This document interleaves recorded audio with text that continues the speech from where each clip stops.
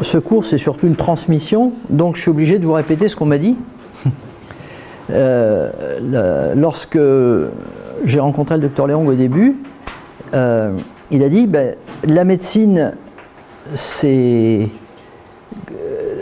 pas seulement une masse d'informations, comme c'est quelque chose de traditionnel, ça obéit à une tradition, ça veut dire que l'enseignement, lui aussi, est traditionnel. C'est-à-dire qu'il y a une façon de transmettre cette médecine. Si on veut lui garder son caractère, il faut que la transmission elle-même soit traditionnelle. Donc, il dit, je vous demande d'apprendre de telle façon, et puis si un jour vous transmettez, ben, il faudra que ça continue aussi de cette façon-là. Et du coup, c'est quelque chose qui est toujours... Je vais avoir beau vous le dire, il y a des moments où on oubliera certaines choses et il faudra le rappeler, parce que les méthodes modernes d'enseignement ne sont pas toujours en phase avec ce qui a été dit, parce qu'on est dans un monde où tout va très vite, où l'on a envie d'avoir les documents tout prêts, tout faits, alors qu'en fait, il va falloir fournir le travail soi-même.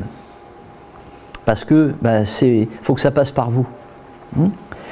Donc, le premier conseil qu'il disait, si vous voulez étudier la médecine chinoise, c'est de choisir, alors il disait choisissez un maître parce que c'est au sens, c'est pas au sens spirituel du terme, bien sûr, c'est au sens de quelqu'un qui maîtrise à peu près ce qu'il vous dit, donc, ou un maître d'école, c'est-à-dire on prend le temps de choisir la personne ou la structure avec laquelle on va étudier.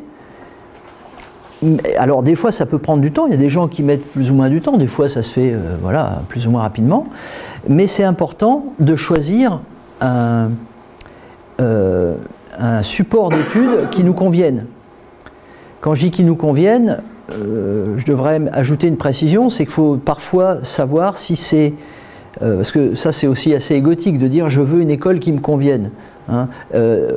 C'est aussi à vous de savoir si vous êtes fait pour un enseignement. Il faut aussi se poser la question dans les deux sens. Est-ce que je suis capable de m'adapter, de faire des efforts, hein? Mais est-ce que ça me semble sérieux? Donc prendre ce temps-là. Et c'est aussi pourquoi on propose bien volontiers aux gens de venir faire un tour au début, et pour voir si, indépendamment de la matière enseignée, d'abord si la matière convient, et puis si la façon de l'enseigner, de le transmettre, enfin si tout ça a un sens pour soi.